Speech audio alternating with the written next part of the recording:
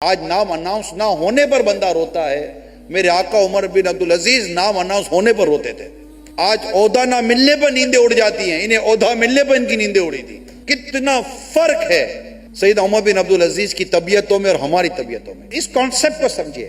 عہدہ ہے نا، ان سے خدمتیں کی جاتی ہیں. یہ چیزیں عوام کو مراد دینے کے لیے یہ عہدے ہوتے ہیں، عوام کو سہولیات دینے کے لیے عہدے ہوتے ہیں. خود سہولیات کے اندر غوطہ لگانے کے لیے عہدے نہیں ہوتے. اس کانسیپٹ کو سید عمر بن عبدالعزیز رضی اللہ تعالیٰ عنہ بخوبی سمجھتے تھے.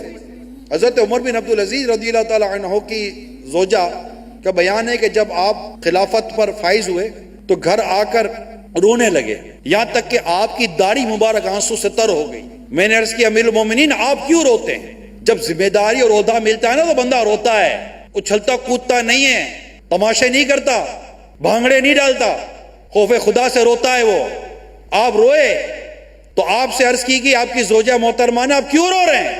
فرمایا میری گردن پر امت سرکار کا بوجھ ڈال دیا گیا ہے.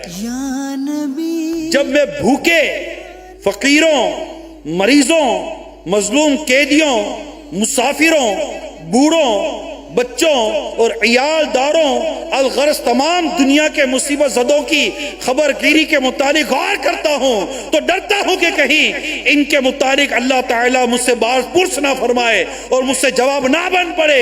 بس یہ بھاری ذمہ داری ہے جو مجھے آنسو رلا رہی.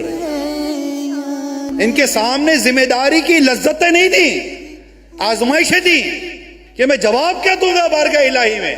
پیارے آقا صلی اللہ تعالیٰ علیہ وآلہ وسلم نے ارشاد فرمایا، یعنی جس شخص کو اللہ تعالیٰ نے کسی رعایا کا نگران بنایا پھر اس نے ان کی خیر خواہی کا خیال نہ رکھا وہ جنت کی خوشبو نہیں پائے گا.